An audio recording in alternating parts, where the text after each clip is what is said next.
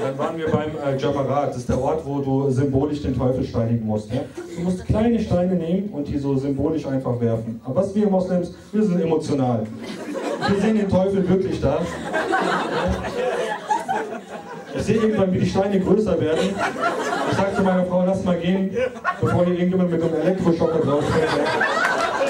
Ich habe Wasserflaschen fliegen sehen, ich habe Flipflops fliegen sehen.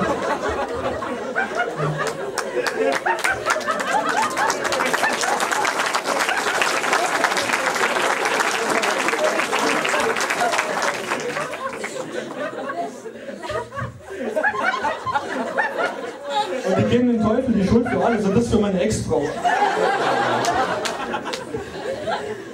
Da waren wir beim Tawaf gewesen, ne? Auch extrem eng, du wirst so gepusht und gedrückt von all den Leuten. Und irgendwann ist mir aufgefallen, die schlimmsten Leute, die auf Stress aus sind, sind die alten Omas. Aber das wissen wir alle, die wollen Stress anfangen, warum? Die wollen den Wecker sterben. Und du kriegst einen Ellbogen ab von der Oma, die lassen sich fallen und du sagst, komm hoch Oma, ist noch nicht deine Zeit.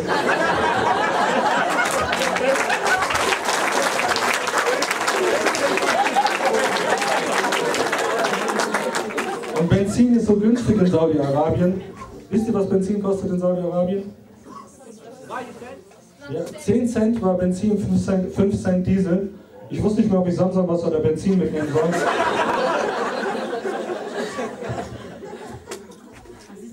Habe ich noch Zeit? Wie viel haben wir denn? 21:08 Uhr. 21:08 Uhr? Ja. Ernsthaft? Okay. Dann mach ich nur noch einen Joke und dann bin ich hier raus. Wir sind... Das Gute in Mekka ist, du kannst da essen, was du willst, gell? Bei uns ist ja nicht so. Weil du musst immer Zutaten lesen. Ja, ist da irgendwie Gelatine drin, ist da Alkohol drin und irgendwas. Das ist bei uns beim Brüdertreff passiert neulich. Wir saßen alle in einem Kreis und ein Bruder kommt, der hat so eine ganze Schachtel Mutter dabei. Und jeder sagt so, hey danke Bruder, setz dich. Und jeder nimmt sich einen Hanuta raus und gibt es so weiter und es macht langsam die Runde. Und auf einmal bleibt es bei so einem besonders gläubigen Bärtenbruder und der nimmt die Packung so hoch, fängt an zu lesen. Die ganzen anderen Jungs anfangen an schneller zu essen.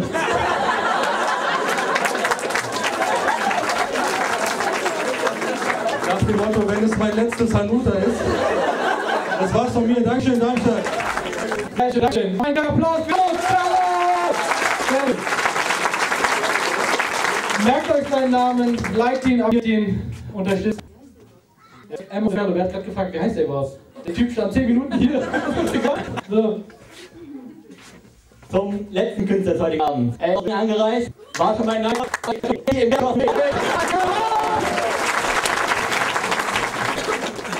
Ja, Salam geht als.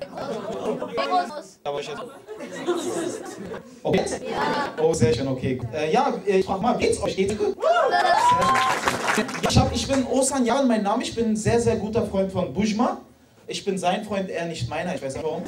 Und ich bin Türke. Haben wir Türken heute hier? Haben wir Marokkaner heute hier? Wow, okay. Hier ist das Ding. Guck mal, ich bin Türke und verzeiht mir meine Unwissenheit, aber ich kannte den Unterschied zwischen Berber und Marokkaner nicht. Guck mal jetzt, die Hälfte will mich gleich umbringen.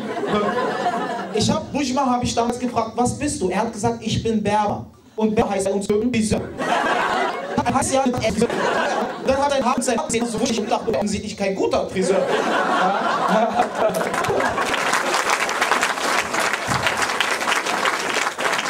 Ich habe ihn wirklich einmal gefragt, kannst du mir die Haare schneiden? Also, was ist mit dir?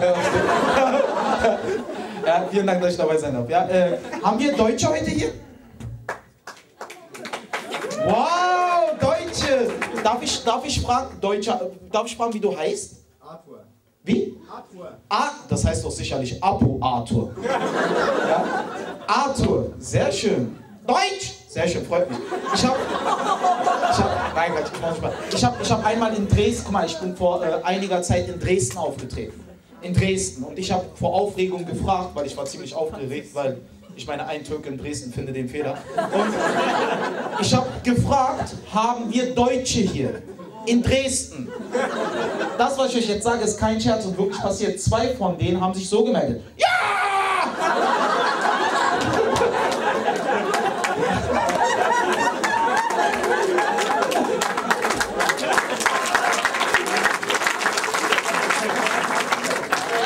Meine erste Reaktion war intuitiv. Genauso wie mein Großvater, als er zuletzt meine Großmutter ohne Hijab gesehen hat.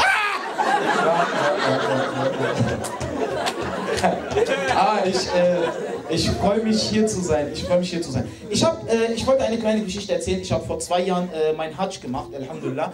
Und da wollte ich eine kleine Geschichte erzählen, die wirklich passiert ist. Genau so.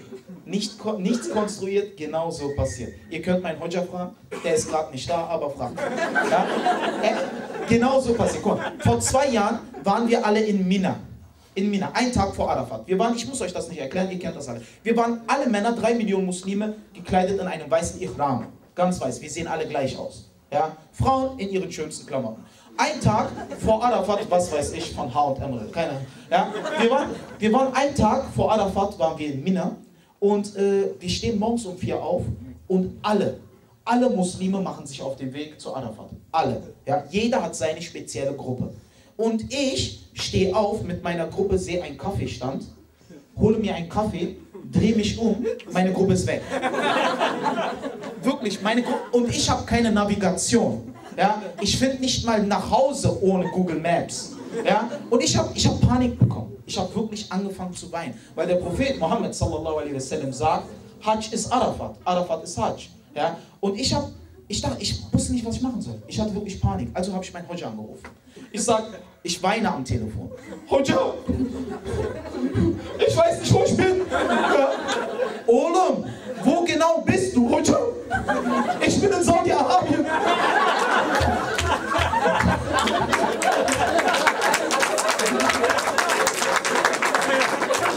Oğlum, ich weiß, du bist in Saudi-Arabien. Wir sind doch zusammen gekommen. Wo genau bist du? Hujab, ich bin in Mekka, das ist ja südlich. Ja? Oğlum, wie kann ich dich finden? Hujab, du kannst mich nicht verfehlen. Ich trage komplett weiß. Ja? Und dann hat er mir gesagt, such dir eine Gruppe und lauf mit dieser Gruppe, weil jeder läuft zu Arafat. Ja? Und deswegen sind meiner Meinung nach, um zum Ende zu kommen, die deutschen Muslime die lustigsten Menschen, die es gibt. Weil ich bin dann wirklich erstmal zu einer Gruppe gegangen. Die erste Gruppe war eine arabische Gruppe. Ich bin wirklich, die laufen so, keine Ahnung, ich bin da hingegangen, ich habe gesagt, Entschuldigung, kann ich mit Ihnen mitlaufen? Yallah, yallah, trak, yallah, Allahu Akbar, Allah. Die sind so gelaufen, als würden die Arafat erobern. Ja? Und ich stand wirklich da, Subhanallah, okay, Subhan. Und dann bin ich zu einer indischen Gruppe gegangen. Ich bin wirklich, Entschuldigung, darf ich mit Ihnen mitlaufen? Allahumma labek, Allahumma. Die haben den ganzen Weg nach Arafat Bollywood getanzt. Ja? Und dann bin ich zu einer deutschen Gruppe gegangen. Ich habe gesagt, Entschuldigung, sind Sie deutsch? Ja! Kann ich eventuell mit Ihnen mitlaufen? Ja, wir müssen aber um Punkt 7 da sein. Warum? Und dann kam der deutscheste Satz, den ich jemals gehört habe. Wir haben reserviert! Die deutsche Gruppe waren die ersten auf Arafat. Ja.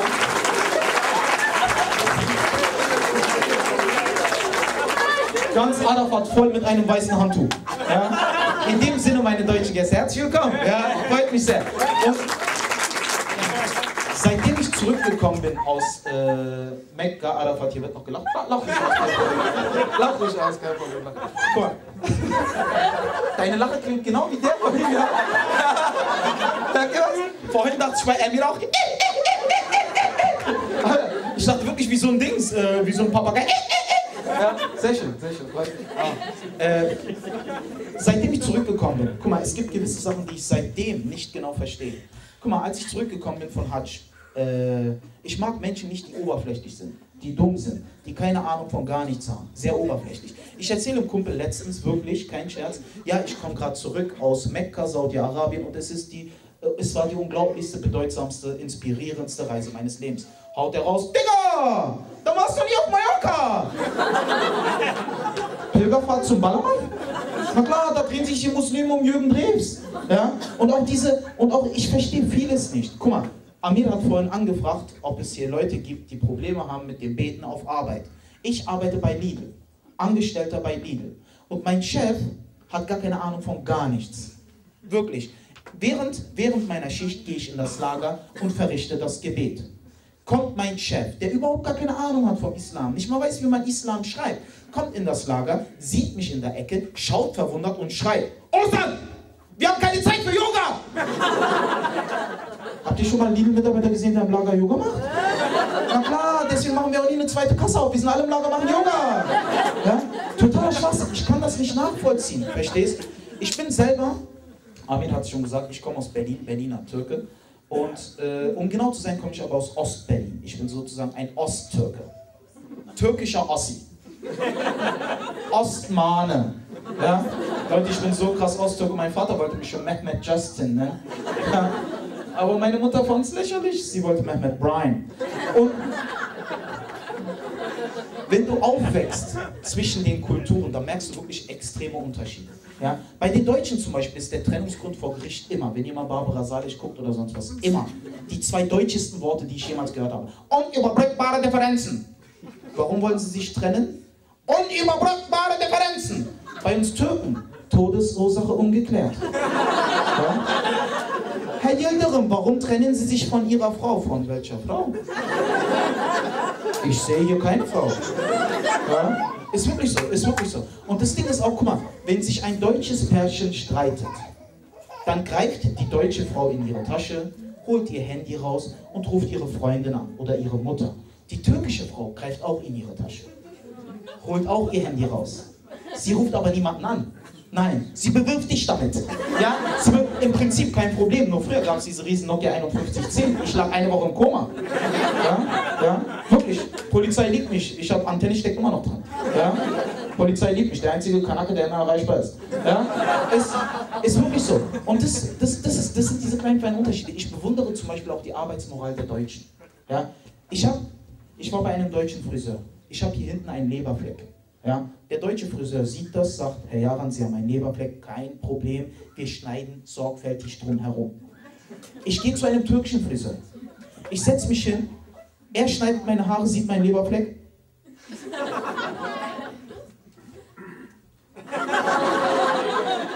Was macht er dann? Alter, ich hab 1 Liter Blut verloren. Und dann sagt er noch: kein Problem, ich mache halbe Preis. Ja? Das ist die Moral. Ich komme. Ja, vielen Dank.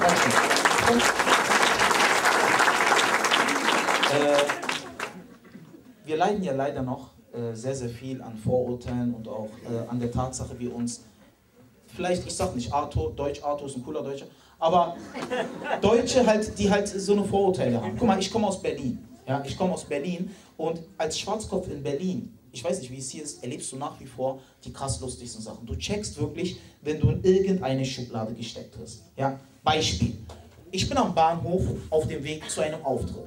Ich laufe hin und her, probe ein wenig, fuchtel mit den Händen. Sieht seltsam aus, gebe ich zu. In diesem Moment, kein Scherz, wahre Geschichte.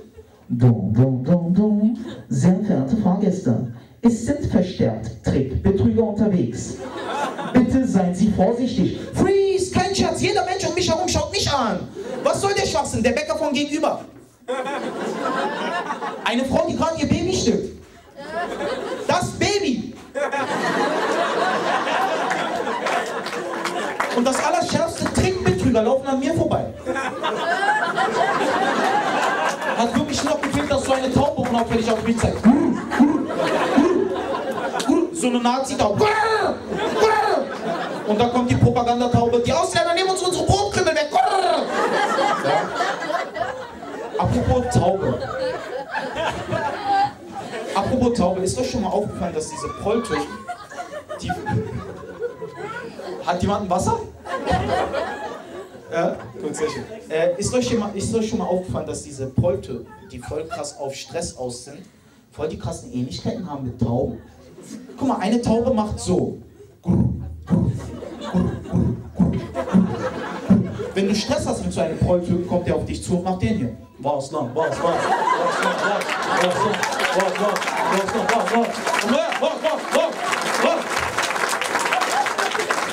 Alter, letztens hatte ich wirklich Stress mit so einem Poltö. Kommt auf mich zu, macht original den hier. Was. Und ich habe vor meinen Augen nur so eine überdimensionale Taube gesehen.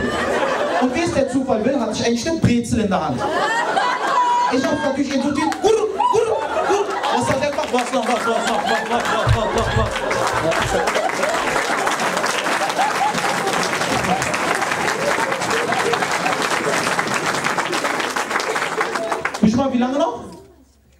Wie lange noch? Mach, Junge! Nein, wir haben ja noch Gebet. Wie lange noch? 10 Minuten? Sehr schön, okay. Was? Okay, gut. Was wollte ich noch erzählen? Ihr merkt, das ist besonders lustig. Eine Sache will ich noch. Guck mal, ich bin mittlerweile, früher als kleines Kind habe ich mir gesagt, ich verstehe, die Älteren sind für mich total uninteressant oder ich verstehe die nicht, uncool. Heute bin ich fast 30, verheiratet, Kind. Und ich habe echt so ein Alter erreicht, wo ich die Kiddies, die da draußen rumlaufen, echt nicht mehr verstehe. Ich verstehe deren Benehmen nicht. Ich weiß nicht, warum sie sich benehmen, wie sie es tun. Ich habe Beispiel. Ich habe zum Beispiel einen kleinen Bruder. Ich habe einen kleinen Bruder, der ist 12. Der ist 12, der geht aufs Gymnasium. Typ, aufs Gymnasium geht groß. Der geht dabei hin. Versteht mich nicht falsch. Der ist da nicht angemeldet. Der geht einfach nur hin. Keine Ahnung, was er da macht. Sogar die Lehrer sagen untereinander. Der merkt, die Jungs wieder da. Was ist denn ey? Er ist auf jedem Klassenfoto zu sehen. Und wenn du ihn fragst, in welche Klasse gehst du eigentlich, antwortet er ganz selbstbewusst. In alle. Er versteht auch meinen Sinn für Humor nicht. Ich sag ihm, dann erzähl du mir doch mal einen Witz. Haut der raus, wie heißt der Bruder von K1? K2. Ja? Totaler Schwachsinn. Ich verstehe es nicht. Ich bin mittlerweile, um langsam zum Ende zu kommen, ich möchte dir auch was mitgeben, was vielleicht ein bisschen in den Köpfen bleibt, außer die Taube. Ich bin seit 9 Jahren verheiratet. Ich bin seit 9 Jahren verheiratet, glücklich mit meiner Jugendliebe damals. Ja, vielen Dank dafür. Ja, wir haben uns kennengelernt, als wir 18 waren, also 17, 18. Und der Prophet Muhammad sallallahu alaihi wasallam sagt, heiratet früh. Habe ich mir zu Herzen genommen, mit 20 dann geheiratet. Und nein, Verlobung kam ja noch dazwischen, alles drin und dran. Guck mal, und hier ist das Ding. Bei uns Türken ist es so, bei euch sicherlich auch, wenn du eine Person im Kulturkreis heiratest, heiratest du gleich die gesamte Familie.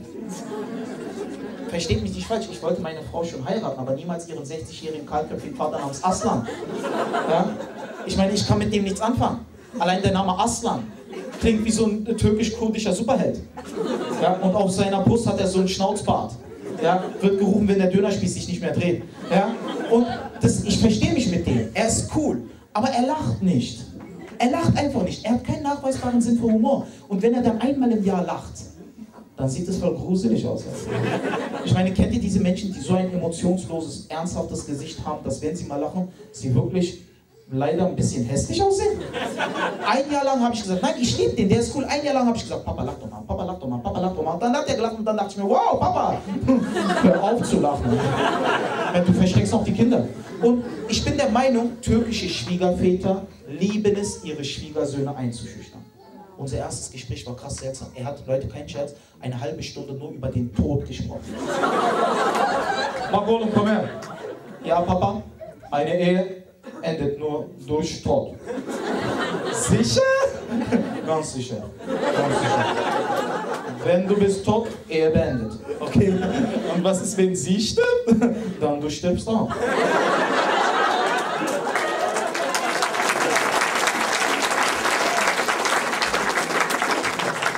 Und was ist, wenn ich mich einfach trenne? Dann du bist definitiv tot. Ja? Und wenn es eine Sache gibt, um langsam zu beenden, und wenn es eine Sache gibt, und das ist sehr, sehr wichtig, das möchte ich euch auch mitgeben, wenn es eine Sache gibt, die sehr, sehr wichtig ist, Streit gehört zur Beziehung dazu. Man muss mit dem Partner streiten, man muss aber wissen, wie. Man muss anständig streiten.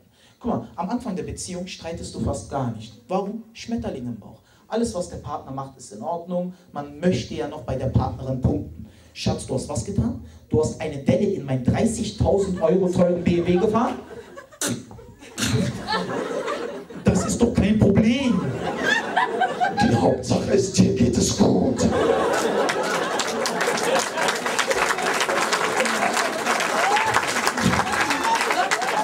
Und dann blutet deine Nase. Ja?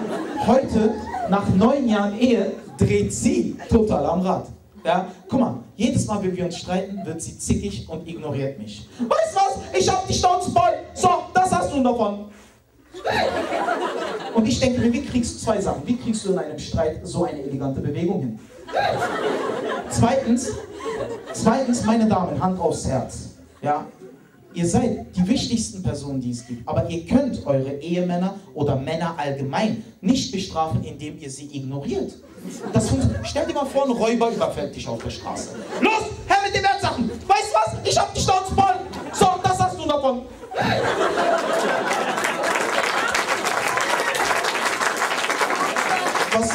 Was denkst du, was der Räuber dann macht? Entschuldigung? Ich komme einfach später noch. Ja? Sie wird auch grundlos laut. Kennt ihr diese Menschen, die noch lauter werden, wenn du ihnen sagst, beruhig dich?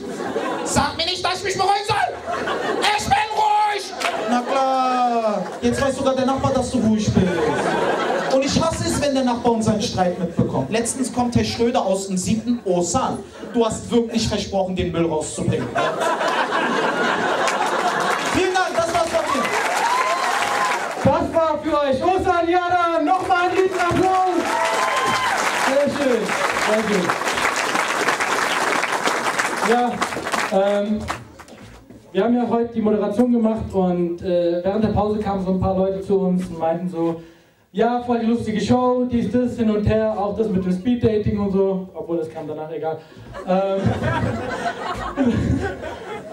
Okay, egal, vergessen wir es. Das war's!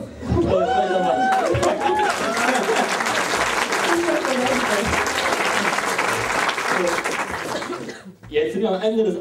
Hast du was? Achso, okay, cool. Ja. Also, okay, kommt alles. Cool. Auf jeden Fall, wir sind am Ende des Abends angelangt. Folgendes, ihr habt zwei Optionen. Wir beten jetzt gleich, inshallah, dann würden wir uns um 10 wieder treffen, um eine Zugabe für euch zu geben. Ihr habt 8 Euro bezahlt. Die Comedians wollen euch das gerne nochmal... Ihr kriegt sie nicht zurück. Oder ihr sagt, nein, das reicht jetzt, dann würden wir den Abend jetzt hier beenden und ihr könnt nach oben nachkommen und dann die Sachen beenden.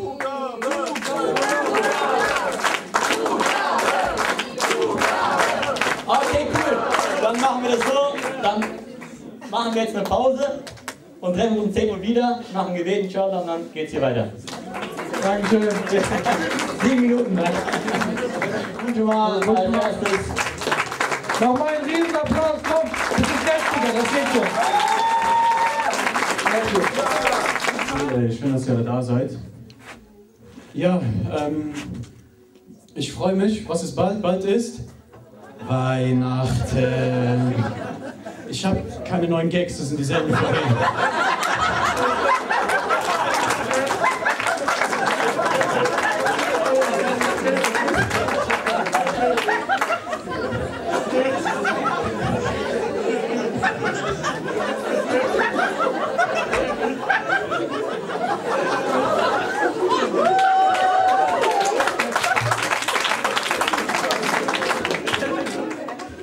Wir ziehen das 10 Minuten professionell durch. Gehen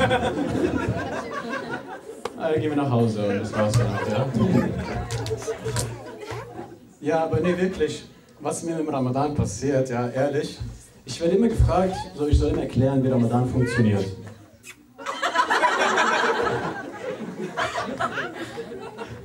Das ist die süßere, ihr wisst noch, ja? Genau. Bitte wieder zurückgehen, ja? Ich weiß ja nicht, verschiedene Kulturen, die machen es ja anders, ja? Ja, im Ramadan, was ich immer gefragt werde, ich soll immer anfangen, so zu erklären, wie funktioniert das Fasten. Ist ja immer schön, ne? Ich werde auch immer darauf angesprochen, so immer diese Frage, sag mal, machst du Ramadan? Ich habe manchmal so den Plan, alle, die mir diese Frage stellen, so Notizen zu machen, also so aufzuschreiben, die Namen, und später dann bei Weihnachten alle durchzufragen, machst du Ramadan, machst du Weihnachten? Und ich weiß nie, oder ich antworte immer so, ja, also von der Morgendämmerung bis zum Abend, bis zum Sonnenuntergang, wir Muslime im Ramadan essen und trinken. Wir nicht. Ja? Um es ganz deutlich zu machen. Und da kommt immer dieselbe Gegenfrage. Könnt ihr Gift drauf nehmen, da kommt immer die Frage, auch kein Wasser? Jedes Mal kommt diese Gegenfrage und was ich letztens gemacht habe, ich war bei uns im Büro, zum Beispiel wir haben einen christlichen Kollegen, der stellt mir immer diese Frage. Und was ich letztens gemacht habe, ich war bei uns im Büro Und ich habe alle Getränke versteckt. Alle Getränke, Kaffee, Tee, alles, ja. Und dann ist er zu mir gekommen und hat gesagt, du, ja, Mensch mit schwierigem Namen halt, ja. In der Küche sind keine Getränke mehr.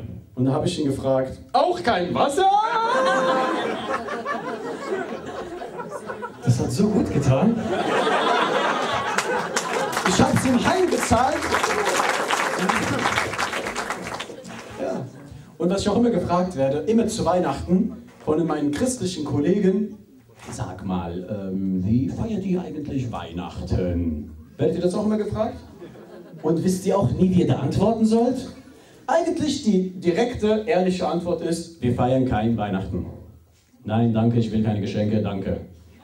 Aber das ist so, ich will keine Gefühle verletzen, ist das, was ich meine? Keiner antwortet so, erzählt mir nichts, keiner ist so direkt. Ich erzähle immer so was Diplomatisches, versuche der Antwort auszuweichen, so, ja, also an den Feiertagen haben wir Muslime ja auch frei. Und wir sind dann, die ganze Familie ist dann zu Hause. Okay, außer mein Vater, der hat dann immer Nachtschicht, weil Feiertag plus Nachtschicht gibt es. Para, Maschallah, ja. Er ist nie zu Hause. Nicht zu Weihnachten, ja. Aber ansonsten, die ganze Familie ist zu Hause und wir gucken alle zusammen Kevin allein zu Hause. Meine Antwort geht immer in diese Richtung, so voll diplomatisch, so ich weiche die Antwort aus, so. Habe ich ja gelernt bei Arbeit, weiche ich auch immer so aus. Aber das ist nicht ehrlich, oder? Diese Antwort, die ist zwar nett und höflich, nicht verletzend, aber die ist nicht ehrlich. Und ich habe mir überlegt, wie kann ich ehrlich antworten, aber ohne Gefühle zu verletzen? Und ich habe die Antwort für euch. Zum nächsten Ramadan, wirklich, merkt euch diese Antwort, die ist einfach krass, ja? Wenn ihr das nächste Mal gefragt werdet, sagt mal, wie feiert ihr eigentlich Weihnachten? Dann antwortet so, ganz einfach, wir feiern Weihnachten so, wie ihr Ramadan feiert.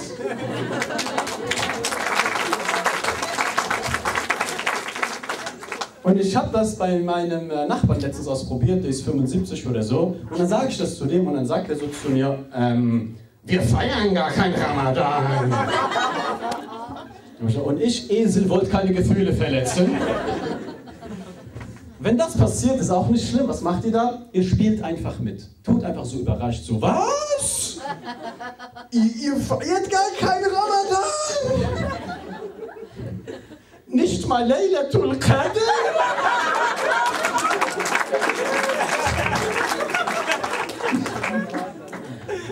Für die nicht-muslimischen Gäste, das ist wie Heiligabend sozusagen, ja? Ja, das kann man auf jeden Fall machen, finde ich. Ich finde, so Kulturprobleme, die gibt es nicht nur unter verschiedenen Religionen. Ich war letztens zum Beispiel in einer türkischen Moschee. Also heute zum Beispiel auch, ja. Aber ich war, vor ungefähr 2 Jahren habe ich angefangen, regelmäßig in einer türkischen Moschee zu beten. Also nur damit es versteht, ich bin groß geworden in marokkanischen und arabischen Moscheen. Und als ich zum ersten Mal in einer türkischen Moschee war, da hatte ich einen Kulturschock. Als praktizierender Muslim in einer Moschee hatte ich einen Kulturschock, ja. Wer weiß, worauf ich hinaus möchte? Wer war sowohl schon in türkischen als auch in marokkanischen Moscheen beten, ja? Okay. Die erste Sache, die mir aufgefallen ist, in den türkischen Moscheen, als ich so reingekommen bin, auf dem Boden, da lag nirgendwo zertretener Kuchen herum. Ihr wisst, was ich meine. Normalerweise arabische Moscheen. Ihr wisst, was ich meine. Normalerweise du gehst dahin, in der Mittagspause. Beides schaffst du nicht. Gebet und Essen geht nicht beides. Also dann guckst du so, meistens so zertretener Käsekuchen irgendwo von der letzten Geburtsfeier. Es ist immer dieser Käsekuchen von Lidl. Immer der ist das, gell? Nie mal was anderes. Vielleicht mit Streusel oder so, ja? Normalerweise du guckst dich um und dann, Bismillah, dann nimmst du den Kuchen. Okay, manchmal auch so ein bisschen so Haare ab, so. Okay, manchmal da ist so viel dran, du musst wegrasieren. Kennt ihr das, wenn der Rasierer an so einer Stelle hängen bleibt und dann so komische Geräusche macht? So. Das war die erste Sache, die mir dort aufgefallen ist. Und die andere Sache, als der Imam angefangen hat zu predigen, wie beschreibe ich das am besten? Der Imam, der schreit nicht. Doch, ich glaube, das trifft es am besten, ja? Wer noch nie in einer arabischen Moschee gewesen ist, oder erstmal die türkische Moschee, der Imam, kein Spaß, der macht so die Predigt. قال الله تعالى في كتابه العزيز بعد أعوذ بالله من الشيطان الرجيم بسم الله الرحمن الرحيم وما أرسلناك إلا رحمة للعالمين صدق الله مولانا العظيم. Mutter leer. Es ist leer. Du chillst da übertrieben. Übertrieben! So krass. Also die arabische Moschee, die Leute, die noch in der arabischen Moschee waren, der Imam, der hält ungefähr die Khutbah so. قال رسول الله صلى الله عليه وسلم من لا يرحم لا يرحم.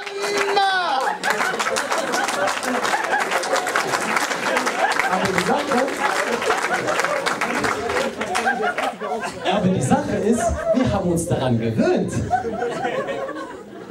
Oder wenn du bei uns da bist, wenn du dich so umschaust, so die eine Hälfte schläft, die andere Hälfte auch. Ich habe mal einen türkischen Bruder mit in die marokkanische Moschee genommen. Der saß die ganze Zeit so da.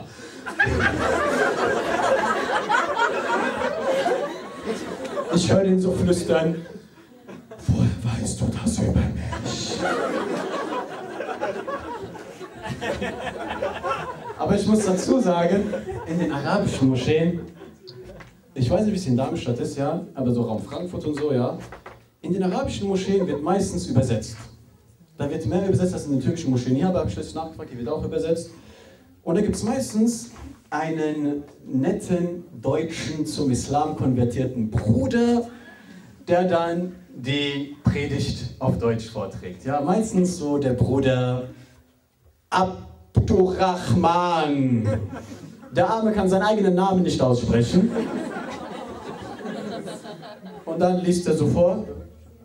Der Gesandte Gottes, sagte, wer kein Erbarmen hat, der findet kein Erbarmen. Salal.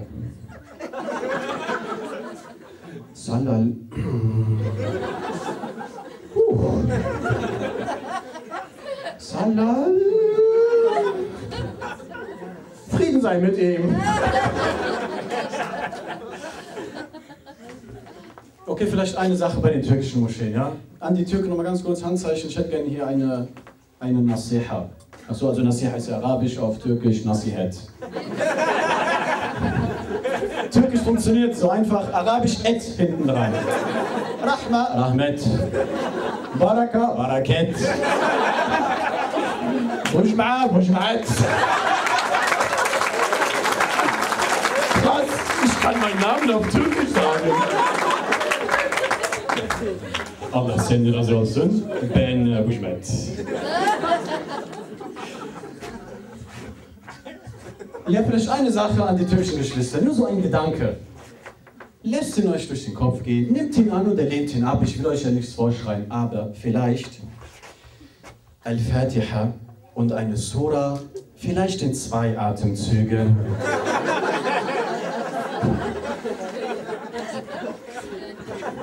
Nur so ein Gedanke. Aber Al-Fatiha und eine Sura, ein Atemzug. Du verstehst gar nicht, was der Imam sagt.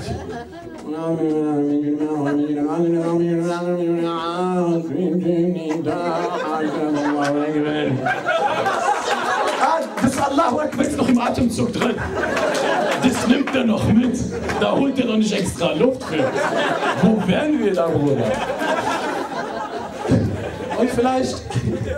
Und vielleicht noch eine Sache.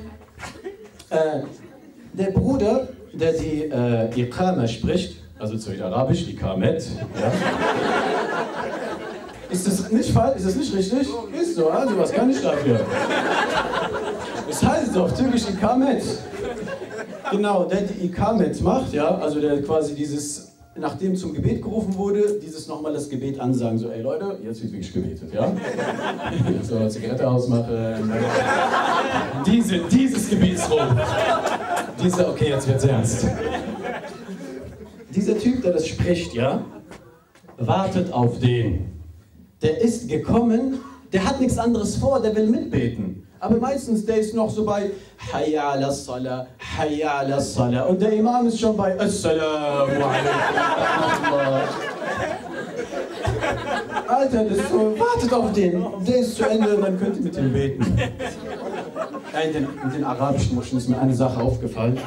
Da gibt es immer einen Bruder, der ist zuständig für die Technik, hat aber keine Ahnung von der Technik.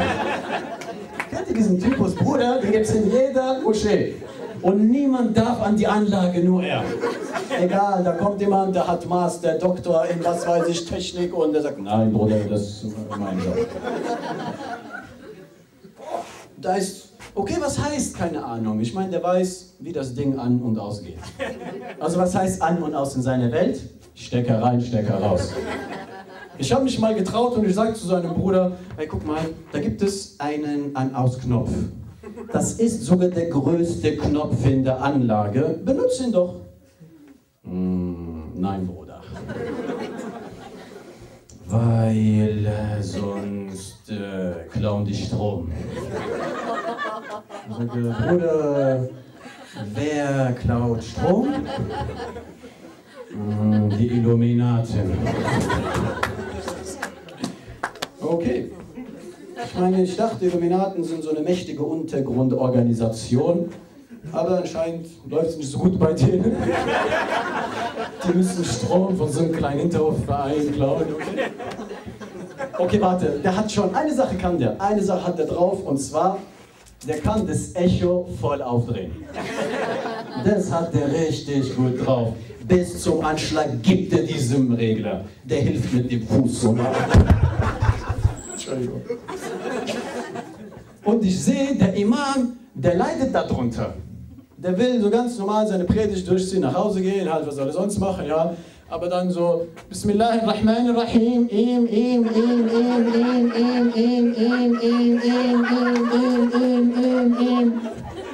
so der Arme, der muss sich selbst ausreden lassen.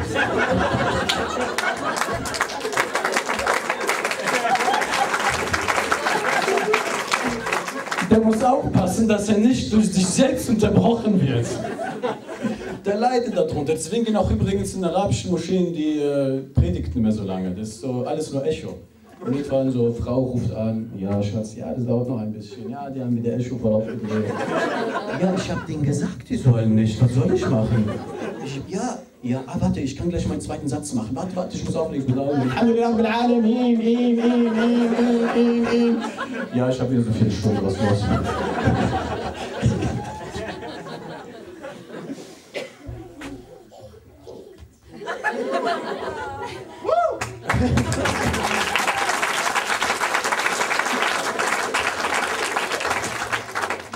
Frau, wo bist du? Ja, ich arbeite gerade, ich kann nicht. Ich weiß, sieht nicht danach aus. Hey, Mashallah sagen. Ich schwöre, ich kriege genau, wenn ich Mashallah gesagt habe. Ein Aufwand. Okay. Hafte, kannst du bitte ganz kurz, dann mach ich gerade hier Ende und dann gehen wir nach Hause. Was ist los? Okay, gut. Ich beende noch hier ganz schnell, ja? Ich habe noch voll die guten Gags, Mann. Die wollte schon mal loswerden. Okay, dann machen wir einfach an dieser Stelle einen Cut, ja? Weil Kindswohl geht vor, sonst Jugendarmprobleme und so weiter. Kindswohlgefährdung.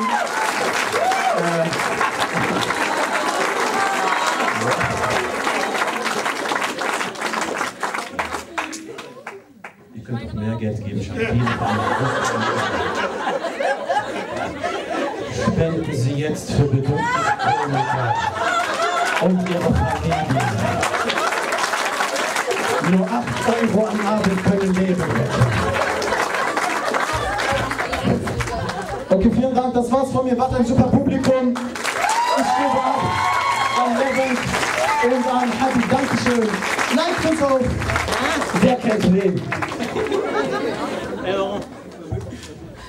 Miriam, wir müssen jetzt gehen. Komm, wir gehen jetzt, das war's. Feierabend. Papa hat Feierabend.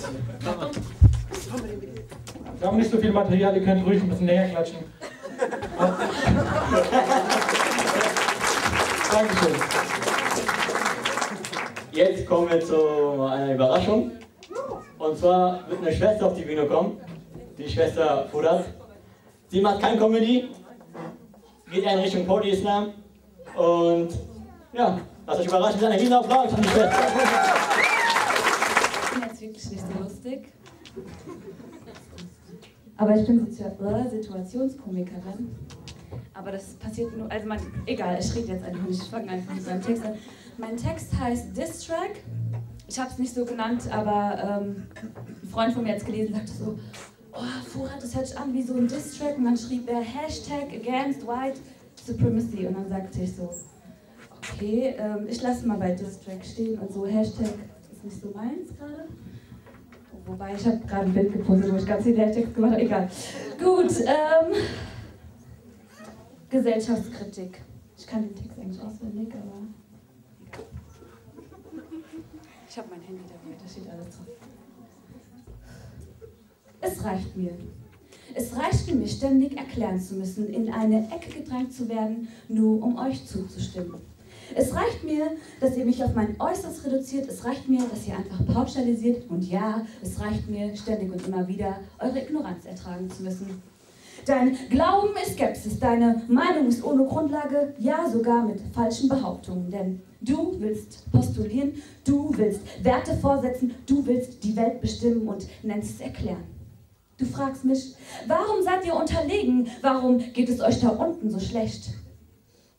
Dabei vergisst du deine Schuld, die du weiterträgst. Es reicht mir. Es reicht mir, dir alles erklären zu müssen, denn du hörst nicht einmal zu, willst lieber dich sprechen hören. Es reicht mir, dir deinen Irrglauben aufzuweisen, dir zu zeigen, dass die Welt mehr ist. Mehr als du verstehen willst, mehr als du sehen willst und jemals erkennen wirst. Dein Leben ist eine Luftblase, deine Perspektive ist eingeschränkt, doch du glaubst an deine Weitsicht, denn du denkst, du hast schon alles gelesen, gesehen und gewertet. Doch, wo stehst du? Ich sag dir wo, nirgends. An was glaubst du? Ich sag dir an was, nur an dich und dein Ego. Und wer bist du? Das weiß nicht einmal du. Wer bist du, dass du mir sagen kannst, wie es besser laufen könnte? Wer bist du, dass du in mein Territorium kommst, um mich zu regieren? Wer bist du, dass du versuchst, mich ständig zu korrigieren? Ich sag dir wer. Du bist ein Rassist, ein Kolonialist, ein Imperialist, alle anderen Bindestrichisten, ein Heuchler, ein Schwarz-Weiß-Denker und ein Finger auf andere zeigenden sogenannten richtenden Richter. Du bist jemand, der einfach nicht dabei nachdenkt, wenn er einen Negerwitz macht. Du bist jemand, der Sarrazin insgeheim gut findet. Du bist jemand, der in Kategorien denkt. Für diesen Schwarze, die coolen Künstler, für diesen Russen, die krassen Trinker, für diesen Muslime, die Fanatiker, für diesen Buddhisten, die Spirituellen, für diesen Türken, die temperamentvollen und oftmals auch die Kriminellen. Es reicht mir. Es reicht mir, dir alles erklären zu müssen, denn du hörst nicht einmal zu, willst lieber dich sprechen hören. Es reicht mir, dir deinen Irrglauben aufzuweisen, dir zu zeigen, dass die Welt mehr ist. Mehr als du verstehen willst, mehr als du sehen willst und jemals erkennen wirst.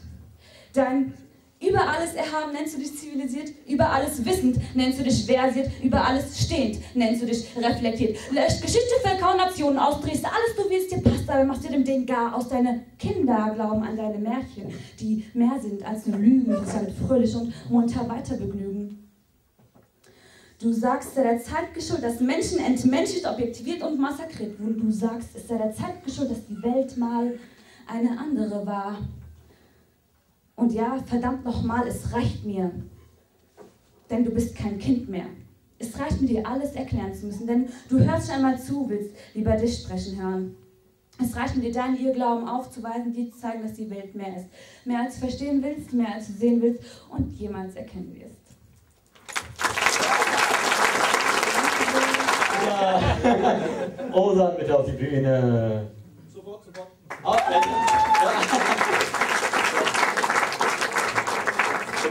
immer so schwächer die Klatsche. Ist das an? Ja. Ja, hi, seid ihr langsam müde? Nein. Aber ich mal. Und ja, cool, wir sind weniger als zuvor. Hat sich das nicht rumgesprochen, dass ich noch eine Zugabe mache? Ja? Haben wir, eine Frage vorweg, haben wir berufstätige Menschen hier? Wow, Darmstadt läuft bei euch. Ich habe das letztens in Dresden gefragt. Ja? Ronny, von was redet denn der? Von einem Job. Von einem was? Von einem Job. Job. Was zum Teufel ist ein Job, Alter? Keine Ahnung, lass den jungen Migranten ausreden, dann wissen wir. Ja? Ich arbeite auch. Ich arbeite bei Lidl. Angestellter bei Lidl. Ja? Und kauft jemand von euch bei Lidl ein? Ja. Sehr schön. Guck mal, Lidl ist ein cooler Arbeitgeber. Lidl ist ein lustiger Arbeitgeber. Sogar das Bewerbungsgespräch war lustig. Der Verkaufsleiter fragt mich allen Ernstes, Herr Jaran, warum Lidl? Alter, das ist ein Discounter, keine Elitebank. Warum? Warum Lidl? Da war ich ehrlich. Weil Aldi mich nicht wollte. Ja. Herr Jaran, wo sehen Sie sich in 5 Jahren? Na, wenn alles gut läuft bei Aldi. Ja. Herr Jaran, warum sind Sie dann hier? Sag mal, hörst du mir nicht zu, Alter? Ja. Und das ist wirklich so. Lidl ist ein lustiger Arbeitgeber. Guck mal, hier ist das Ding. Die Kunden sind das Wichtigste an unserem Unternehmen. Lidl lohnt sich, ich muss das sagen, aus rein rechtlichen Gründen. Ja. Aber sie sind auch krass anstrengend. Guck mal, letztens kommt eine Kundin auf mich zu. Original. Junger Mann, Sie haben mir für die Orangen 2,49 abgezogen. Auf dem Preisschild steht 1,99. Die Dame, sind Sie sich da sicher? Ich habe das Preisschild wirklich selber rangegangen. Ja, 1,99 ist der Preis. Dann gehen wir zusammen hin zum Podest. Ich zeige den Preis. Sehen Sie die Dame 2,49. Sie haben sich verguckt, kein Problem, passiert. Nein, das ist jetzt aber nicht meine Schuld. Vorhin hing da 1,99. Na klar. Als du weg bist vom Podest, bin ich hin, hab's Preisschild geändert, nur um dich zu ärgern. Okay, zugib, ab und zu machen wir das. Ja? Ja. Mein Chef kriegt eine Macke, warum hätte ich ständig falsche Preise? Ja? Oder diese Schwachsinnsfragen, kennt ihr alle. Kennt ihr alle 100%. Haben Sie noch was hinten? Milch fehlt. Haben Sie noch was hinten? Joghurt fehlt. Haben Sie noch was hinten? Eier fehlt. Haben Sie noch was hinten? Immer haben Sie noch was hinten? Was denkt ihr, was wir hinten alles haben? Ja?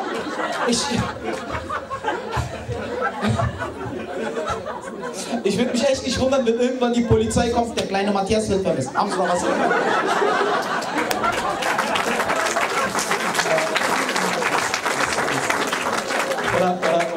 Oder Nazi-Kunden sind die lustigsten.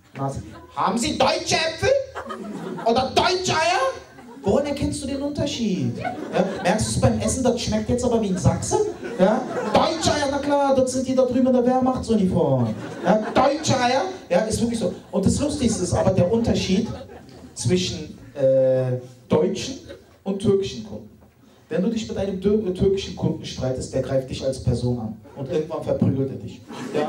Penner, Penner, Penner! Deutsche Kunden streiten voll geritzt. Deutsche wissen, wie man streitet.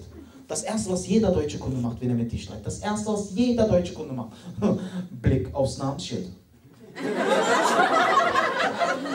Jetzt kommt ein Beschwerdebrief, Herr Jaran. Ja, deutsche Kunden sind am besten. Meine Lieblingskunden sind aber Rentner. Ich liebe Rentner. Ja, original, junger Mann, machen Sie ganz in Ruhe. Ich habe Zeit. Dann schaue ich es mir an und denke, Alter, bist du sicher? Ja. Oder, ist wirklich so. Das Schönste ist aber, haben wir langjährige Pärchen hier, Eheleute, die schon lange zusammen sind? Seid ihr alle auf Partnersuche hier? Was macht ihr hier alle? Ja? Bin ich der Einzige, der hier verheiratet ist? Hier laufen Kinder rum, hier müssen einige Leute verheiratet sein. Ja? Ja? Ich frage nochmal und ich sage das haram. Wo sind die verheirateten Menschen? Jetzt sind sie alle auf einmal verheiratet. Alle verheiratet. Das Lustige ist, beobachtet mal langjährige Pärchen beim Einkaufen. Total monoton. Richtig monoton. So langjährige... Du. Aber zu Hause noch Milch? Ja. Nimm doch eine Packung. Warum? Angebot. Ja?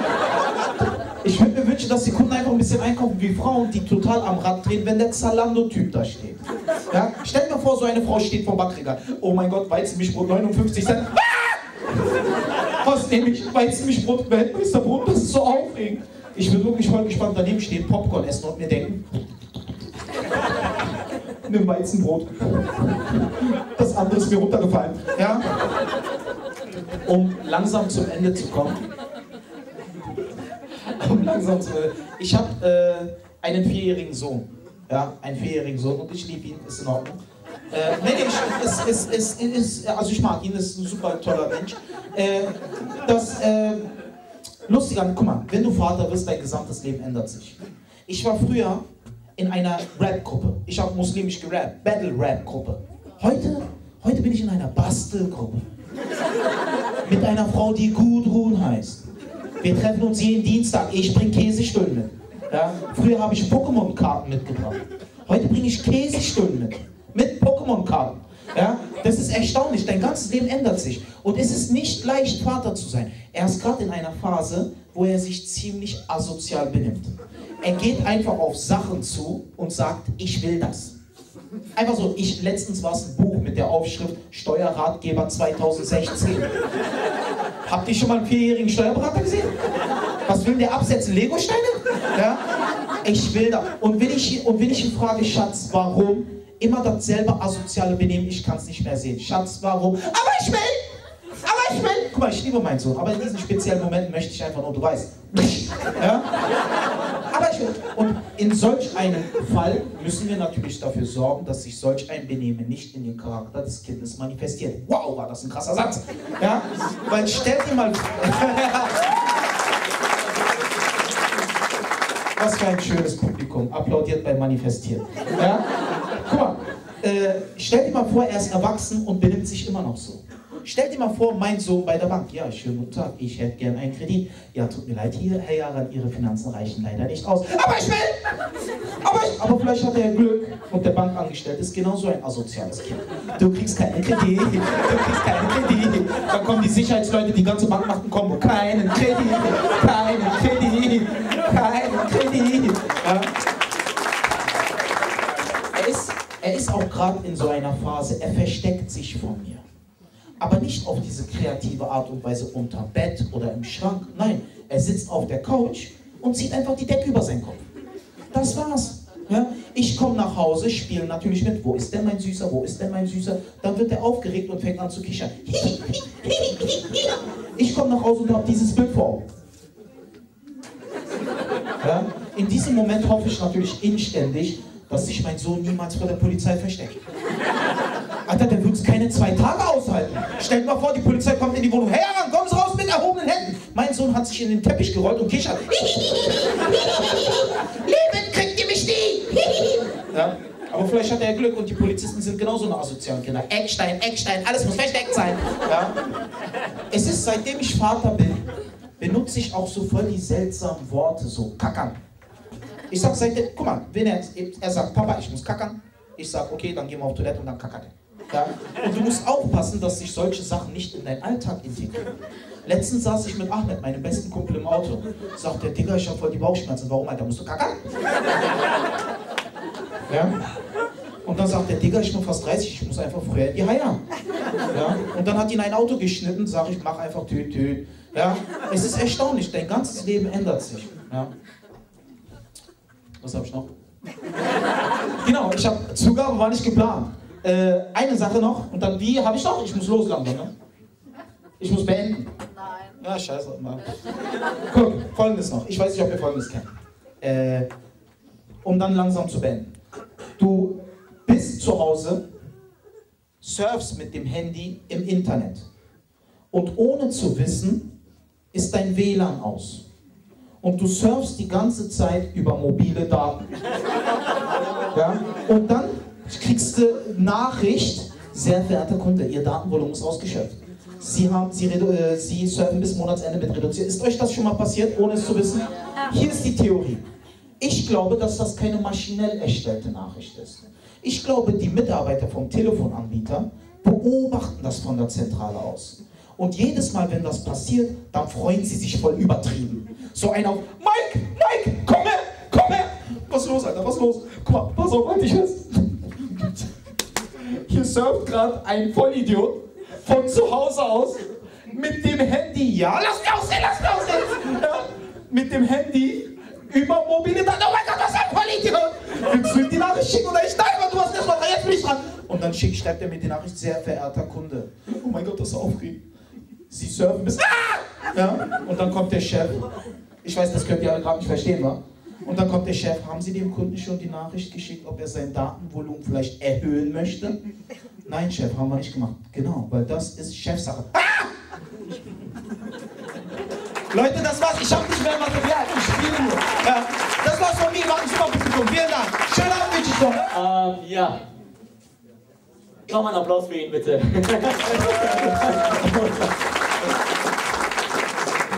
Danke, dass ihr bei uns steht, mit uns steht. An ihrer Seite. Warum sitzt ihr eigentlich? Und wir müssen stehen. Schon bescheuert, ja. So, kommen wir zum letzten Künstler.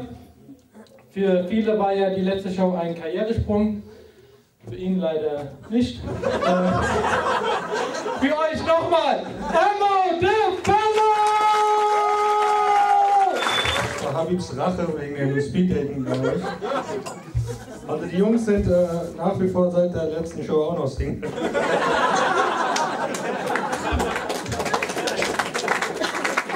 Nee, also an die Schwestern hier, falls ihr Interesse habt, schickt eine Nachricht auf die Omalamo-Seite. Leppen sehr sympathisch, die Lache kennt ihr mittlerweile alle. Geballte Power, 1,47 Meter. Nein. Ich kann von dir aus mitreden. Streitgesprächen. Nein, ich bin auch Vater, so wie der Osan. Ja, hast du gehört, Osan? Du bist nicht der einzige Papa hier. Meine Frau ist damals schwanger geworden, wir sind zum Frauenarzt gegangen und die Frauenärztin hat zu uns gesagt, der voraussichtliche Geburtstermin ist wahrscheinlich der 14. September, kann aber ein paar Tage früher kommen. Und ich habe gesagt, nein, kann keine paar Tage früher kommen. Weil wenn er am 11. September kommt, ich muss ihm den friedlichsten Namen überhaupt geben, Friedrich, Fridolin, Friedhelm, Frodo. Er ist dann 2 Wochen später gekommen, ist alles ganz gut.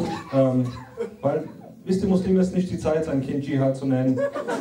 Osama, Saddam oder Gaddafi. Deswegen haben wir uns für was anderes entschieden. Baghdadi. Alles gut.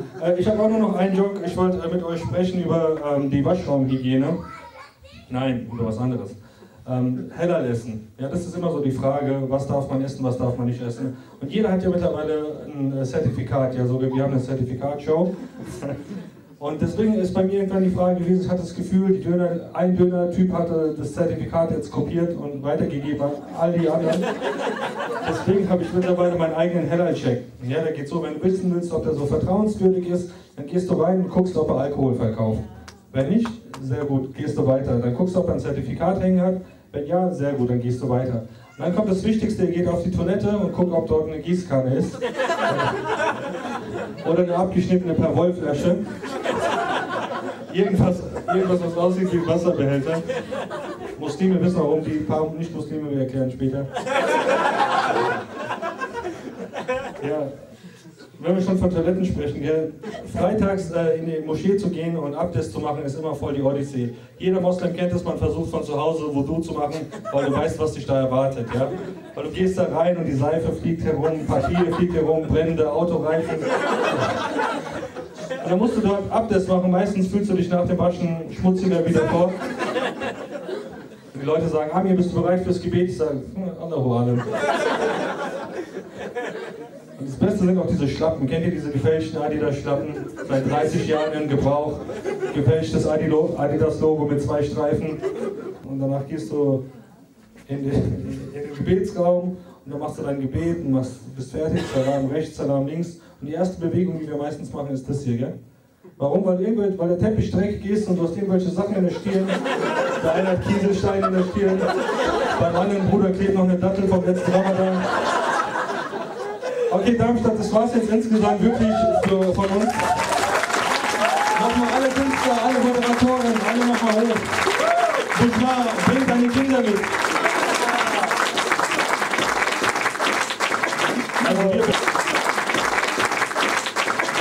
Also wir bedanken uns nochmal recht herzlich bei allen, bei unseren Moderatoren, die Single sind, und bei Bujemal, dem Gründer von Umalamo. Wir würden uns natürlich freuen auf ein Like auf unsere Facebook-Seiten von Ozan Yaran, der um 1 Uhr nachts von Frankfurt noch nach Berlin zurück muss. Und ich muss noch nach Dreieich fahren. Nee, deswegen, das ist Ozan Yaran, der hat eine Facebook-Seite. Wir sind Umalamo, man kann uns ernsthaft buchen für Scheidungen und Hochzeitsfeiern. Und die Jungs, weiß nicht, habt ihr eine Facebook-Seite? Nein. Okay, also man muss ergänzend sagen, wenn wir auf einer Scheidung aufgetreten sind, wo wir auf der Hochzeitsfeier schon vorher aufgetreten sind, dann nehmen wir nur noch die halbe Gabe. In dem Sinne, kommt alle gut heim. Falls euch gefallen hat, kommt ganz kurz mal wieder. Ich kann ganz kurz das Video. Entschuldigung. Rede weiter, Entschuldigung. Ich bin fertig. Ich wollte noch gerne ein Video machen, weil wir haben, wir brauchen Werbematerial und könnt ihr nicht einfach, rastet einfach aus, dass ihr das voll die krasse Show gewesen könnt ihr das für uns machen, ja? Einmal lasst die Kopftücher fliegen. Hallo hier bei der Highlight-Zertifikat-Show in Darmstadt mit Emo the Fellow.